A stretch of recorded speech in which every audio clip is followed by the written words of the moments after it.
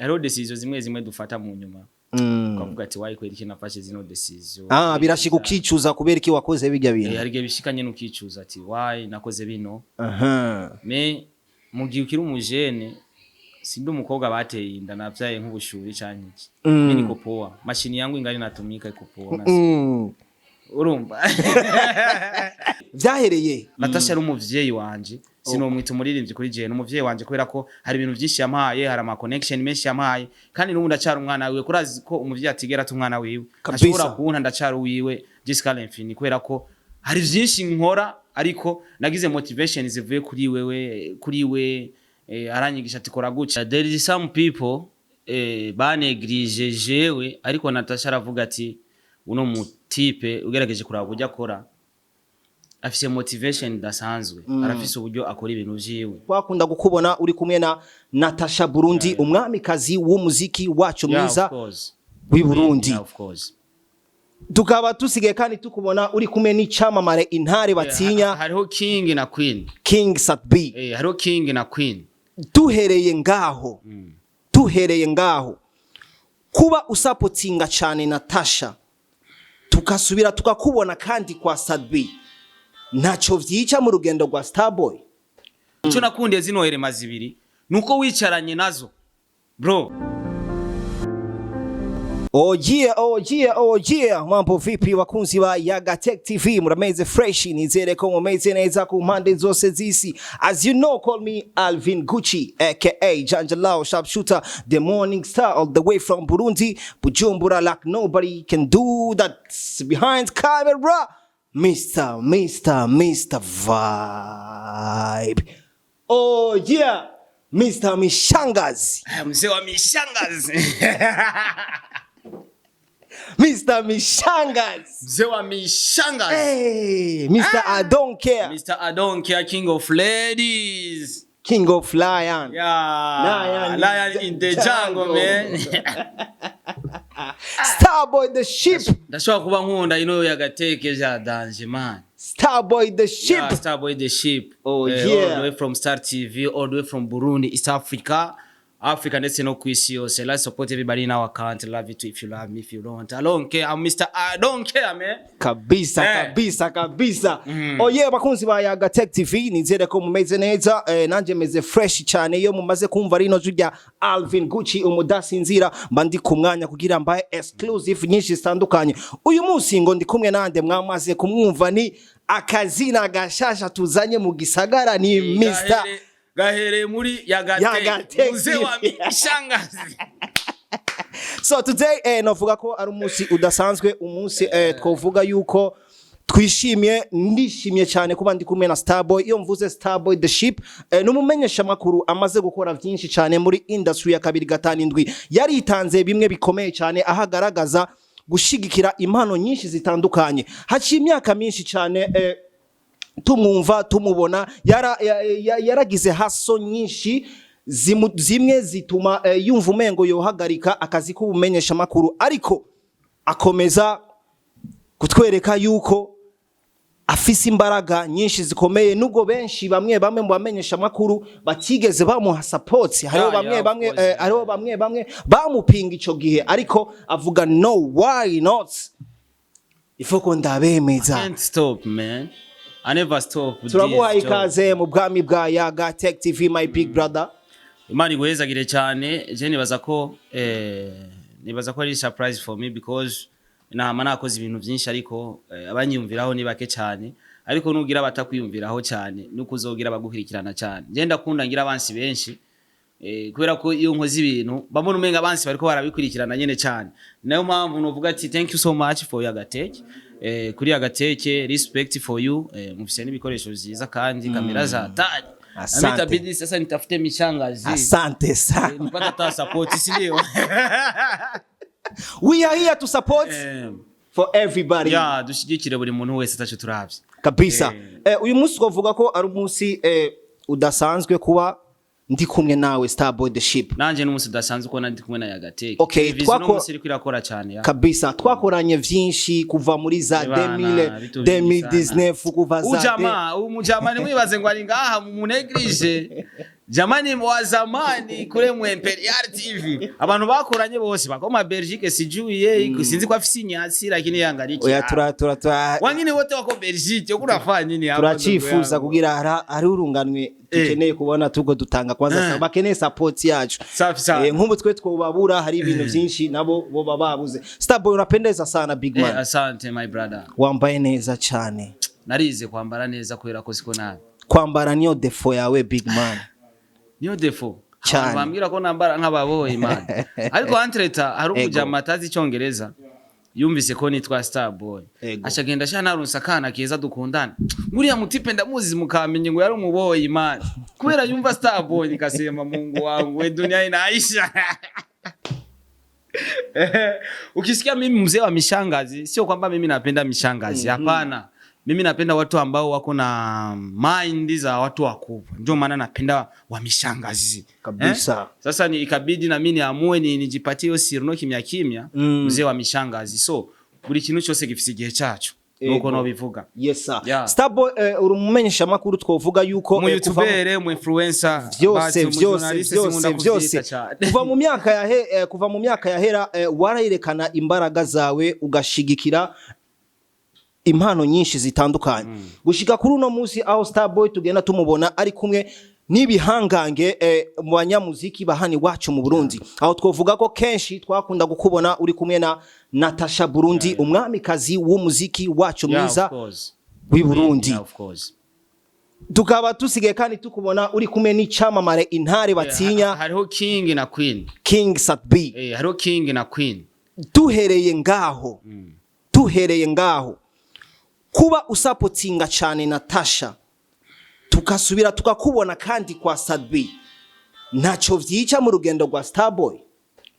So nibaza ko atana kimwe vyica there is some people banegrije jewe ariko Natasha aravuga ati uno mutipe ugerageje kuraba ujya akora afise motivation dasanzwe arafise uburyo akora ibintu vyiwe rero je nimba narubatswe n'abantu kanaka mu ba artist nkaca ndonko umuntu nka Natasha nyubaka peut-être narubatswe n'abafana ndubakwa no warasanzwe ndongwe muri Isaac TV n'abandi benshi basanzwe bakora no mu Uganda ndavuga barandire promoter n'abandi benshi batandukanye ariko kuba haraje umu artist nk'umuririmbyi nka Queen akanyubaka jewe Starboy nkaba umuntu novuga yuko ndo nka connection zitandukanye muri East Africa wanashima nkanafata rutemikire for the first time wanashima nkanakoresha idolari narinzi ko nzokoresha ndi Buraya azikoresha mu gihemba mu Burundi. So novuga yuko byose byavuye kuri Natasha gukorana na Satbi naho Satbi mu ba artist dukwiye gushigikira kwera ko sikuvuga ngo ndiko ndamushigikira ngo kwera ko hari amafaranga ama cyanye ngo Natasha hari amafaranga ama uze wumve ibikorwa byabo man uze wumvirize audio ya Satbi canke ya Natasha nama audio usanga ari international unashize no muri GBL indirimbo y'undi muntu uzushiramo ni ya Satbi ziko zirasuka canke za Natasha urumva ko indirimbo zabo ziri international. So ntago tukwiye kuguma turabaroko cyane turakwiye no gusupportinga n'ibintu tubona ko bishobora kugera kure bikagurisha igihugu no musi Satbi ari muri Afrima dutegezwa kumushigikira ni nayo mpamvu ndiko ndamushigikira cyane kugira turabe ko ibintu vyiwe vyo guma bivuga kuko bari abantu bariko bategura ari yahiganwa nibaza yuko bakurikirana platform zo mu Burundi barabe uburyo tumuzi Satbi uburyo tumushigikira nibaza ko n'urubuga rwanje baruzi kubera ko uno munsi uvuze Satbi ugize research kuri Facebook nibaza ko page yanje bazobona ko na postinze Starboy cyangwa kuri Instagram tutegezwa kumushigikira kumusupportinga Natasha twaramushigikiye aratwara ubushimwe muri Uganda butandukanye reka na Starboy tumushigikira atware Afrima. Natasha ari umuvyeyi wanje sinomwita umuririmbyi kuri je n'umuvyeyi wanje kubera ko hari ibintu byinshi yampaye hari ama connection menshi yampaye kandi n'ubu ndacara umwana wiwe kurazi ko umuvyeyi atigera tumwana wiwe ashobora kubona ndacara wiwe Jessica Lenfini kubera ko hari byinshi nkora ariko nagize motivation zivuye kuri we aranyigisha ati kora guca na Satbi ndamukunda kubera ko sometime muri kumwe arakubwira ati bro kugira ugere kuri iki koruko benda kunda ba artist bameze uko banashima nivyo babakoreye bro kabisa. Mu myaka yahera hari amajambo menshi yavugwa n'abantu benshi batandukanye muri abo bantu benshi sinzi yuko ayo makuru ushobora kuba warayaronka ico gihe haravugwa beef ya Natasha hamwe na Satbi kugeza akakanya hari abantu mu mitima yabo no mu vyiyumviro vyabo bazi yuko hariho beef ikomeye hagati ya Satbi hamwe na Natasha ariko uyu munsi tukaba tubona umwe mu bamenyesha makuru ari we Starboy the Ship ari hafi cyane ya Sadbi. Bro. Ico kintu bishitse ukacyumva canke nimba ushobora kuba wari ukizi ushobora kubibalansinga gute? Uzi ikintu nokubwira coco, Natasha afise mind like le bazungu hariya ani. Natasha ikintu maze kubona ntayigera mindinga uwundi muntu, ahubwo akora ivyiwe kandi n'umutima mwiza. Nta n'umusi ndicara imbere ya Natasha numva avuge ngo ujya mu artiste ngo yakoze bibi, yagize ibintu ntiyateguye shono, wabonye ko yamagaye aba artiste bagenzi we b'abarundi. Baruriro twarababonye mu gihe bari bimwe amasho, turabona ba D1, turabona ba Kiriku, turabona ba Double J na B-Face. Natasha biragoye ko yogira bifu n'umusani kanaka. Ku ruhande rwa Sadbi naho nta n'umusi ndicara imbere ya Sadbi ambwira ati urasupportinga Natasha cyangwa undi muntu cyanye avuga undi mu artiste nabi. Ico nakundiye zino herema zibiri nuko wicaranye nazo. Bro, ushaka gukomera wicarane n'abakomeye. Nuwicarana n'abantu urusha nivo bazogusuzugura cyanye bagusubize hasi. Bro, je nkunda Natasha cyane kubera ko iyo twicaranye arambwira ati Starboy kora guca kugira ibintu vyawe bigende neza, kugira uzogere hano. Yaramuje n'abantu benshi, twaragiye muri Uganda man, nta muntu azi ko nafashe indege mva muri Uganda nja muri Tanzania tujanye na Natasha. Wow. Urumva turava muri Tanzania turagaruka muri Uganda, kandi ahantu hose twagenda yamuhuza n'abantu baba entertain, abantu basanzwe bakora ibintu vya entertainment. Turazi ko after that nagarutse mu Burundi, narasubiye muri Kenya, ndaca muri Uganda, turahura na bantu. Urumva bisigura iki rero, Natasha urugendo wanje arufisemo uruhara runini cyane. Kandi Sadbi nawe umwicaranye arakubwira ati bro, pose za ukore zikore guca zigira kunuko kugira ugere kuco wifuza. Numu photographe Sadbi baramubwira ati fata foto guca uzobaze Berlin.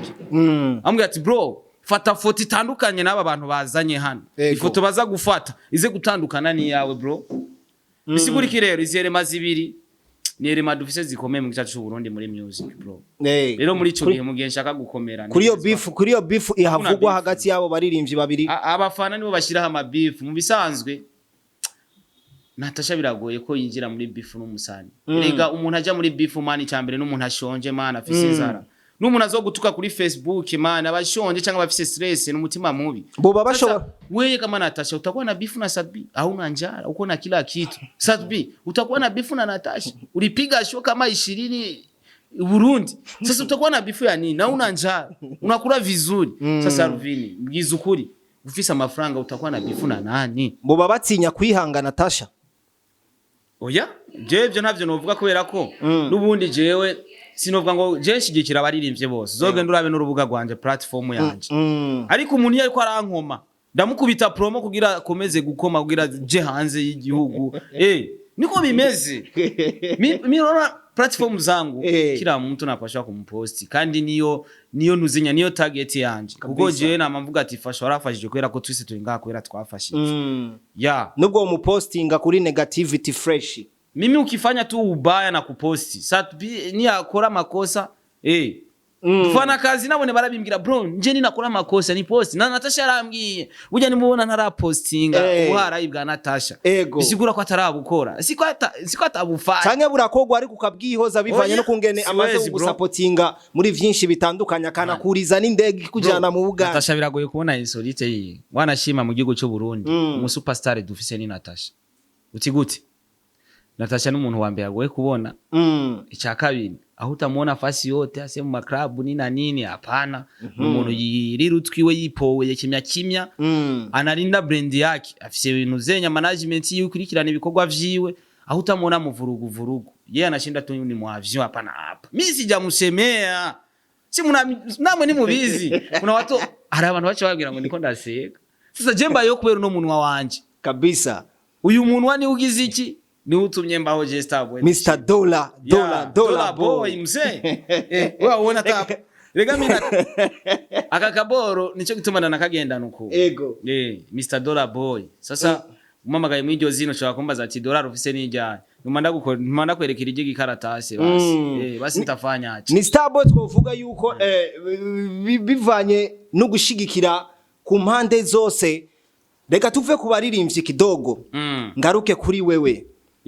Urugendo rwawe Starboy the Ship kuva mu myaka iheze gushika kuri uno mwaka wa 2025 nibiki vyakubereye nk'ivyishimo mu rugendo rwawe nibiki vyakubereye nk'intambamyi umva umengo kano kazi kumenyesha makuru wogaheba ivya mbere vyo vyambereye ivyishimo nuko naronse abantu benshi muri kano kazi fise umuryango munini je ndi muri ba bantu usanga imiryango yacu si ya yindi y'amaraso ni ya miryango twa creatinze ba bantu twaronde bakatwizera nako tukabizera je umuntu wese yo duhuje ndamwita brother umukobwa yo duhuje wese ndamwita my sister bisigura iki kano kazi narakaronsemwe ibintu vyinshi cyane ariko challenge naronse nuko kano kazi hari ababuza mwo vraiment ugasanga aragize chance baramushigikiye bya bivyema bakamugurira agashigikirwa mugabo je akagazi kuva ndagatangura sinigeze ndonka chance y'umuntu avuga ati acha nikuzi ata kamera machine microphone kiretse vuba hari umuntu yanyumviriye ko ashobora kuzingurira akazindungikira jewe ndi to travel mu bikogwa haba gufilma ni jewe haba ko editinga haba gupostinga haba gusharinga ni jewe rero haba no mugugura ibikoresho byanje ndi to travel bisigurikire je narabuze izo support zo kungurira ivyuma narakubise nk'imyaka jewe irenga 2 randiri promoter ntiza kamera cyanye undi muntu yantiza ni Scott muri Magic Channel TV yabo babiri naramaze imyaka 2 vraiment ari bo banteza kamera bisigura iki na kamera mfise yihenze gapfa takuja kuwavuruga twovuga yuko kuva kijya gihe cyose kugeza nubu ivi niko atabikoresho oya ndafise kamera nashitse kubwira ati buri kintu cyose mfise yego ni ku ruhande rwanje niyo ntambanye nagenda hura nayo kubera ko numvise kamera igugwa miliyoni 4-5 byaba ari bibazo uno musi kamera mfise imaze 2 ans urumva nimba imaze 2 ans ishobora gupfa ni yapfa itabidi nipambane nipate ingine lakini mwe mko na kamera 2 mko na kamera 3 unasikia mnashobora gufata sanse ya huku principale na mwe mko na kamera bona Mark 3 5D ani muri yaga ani muri 5D Mark 3 kamera 2 mimi niko na umubwire ni bosi wanyu bosi wanyu ananifuatilia sana tena tunaongeaga sometime mimi niko na T6 ego nouveau modèle bagende barabe T6 bace baraba na 5D Mark 3 T6 niko mbali sema mimi najitahidi najitahidi wala ivyakubereye intambamyi nibi intambamyi nizo nyene zo kuyikoresha kubitigitamani biranatubuza kurongora bro wallahi niturongora kubera ko amafaranga twatwayashize mu bikoresha ara abantu bakunda kuvuga ko Starboy utinya abakobwa mimi siogopa mwanamke mzee wewe unaona mimi sura yangu ni ya kuogopa wanawake mimi siogopa wanawake siwezi tawaogopa kivi kabisa sasa takuwa siko mtu gwe mimi waogope siwezi mimi mzee wa mishangazi oya biva yuko ngene araho abantu bakunda kubona posti zawe zitandukanye nyako bakobwa gusa bamenyera kubera mwanamke akikuzoea mzee ni maprobleme twarabonye Starboy the Ship akubi TV afukamira umudemu uyu mudada twovuga yuko ntasanzwe aba mu gihugu cyacu ciza cy'u Burundi ni muri babandi ni muri babandi twita diaspora amakuru je naronse bambwiye ko ari mu diaspora ataba ngaha mu Burundi kandi Starboy gukora bijya vyose nuko azi yuko bisaba ko yo kwicisha bugufi aronke ko yoronka inzira zo kumushikana hanze niyo mpamvu yashimye kwegera ujya mu diaspora kazi mbese aranafukama amwambika impeta ajya amafoto asigura iki washatse gutwereka iki ga Starboy the Ship je mu buzima bwanje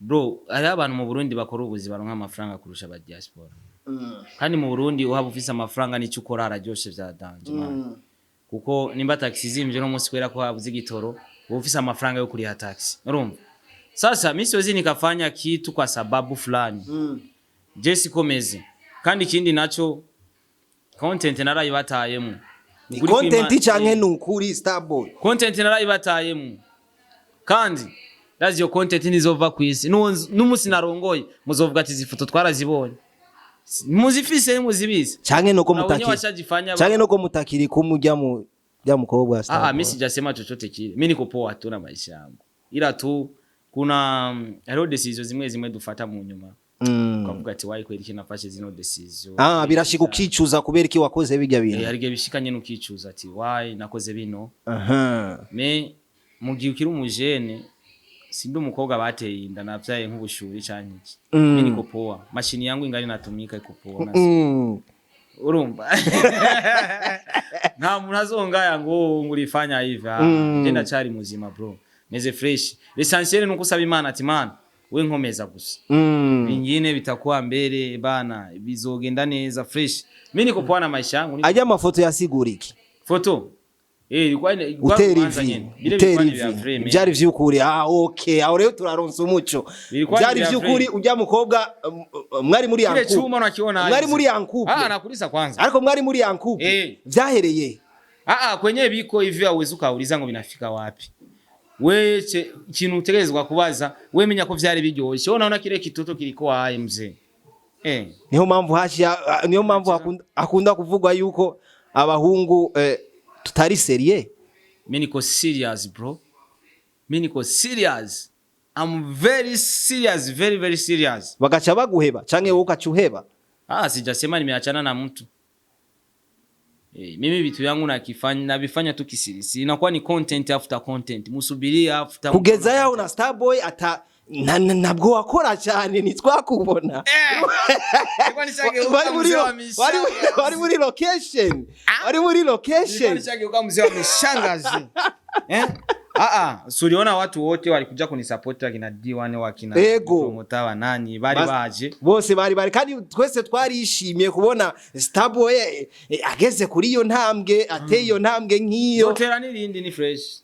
Bijya rero tuvuge yuko basi bijya vyaheranye na kijyagiye uzobimbaze nk'inyuma ya reka ndaguhe amezi 8 amezi 8 canke 10 niho nzorongora uzocubona n'uwu canke n'uwundi muri vizi cyenda shaka kurongora man kabisa ndashaka kurongora kwera ko ndafise shit arahari wow congratulations ariko sinzi ko ari uwi wanje ubundi abantu barahinduka kugira sheri na mahigwe samahigwe ariho kugira sheri no kugira umugore nta mugore mfise sheri ubundi sheri murashobora guhebana ariko umugore umva yabaye umugore wawe ariko ndigirira ikizere ariko ikizere gitakaye cyende umuntu nahuye nibazo byinshi bro cye ubuzima mbaye mu busi bwo nabamwe kera ndi muri ba bantu kera mu kujya inyama mu rugo bakwita nk'inyama zitanu kusahani habo wanyuma mu gutora inyama kandi ukasanga ntuyakanyama gatunya mukuru yatura nyama rugangi nasikia hasira anasema sasa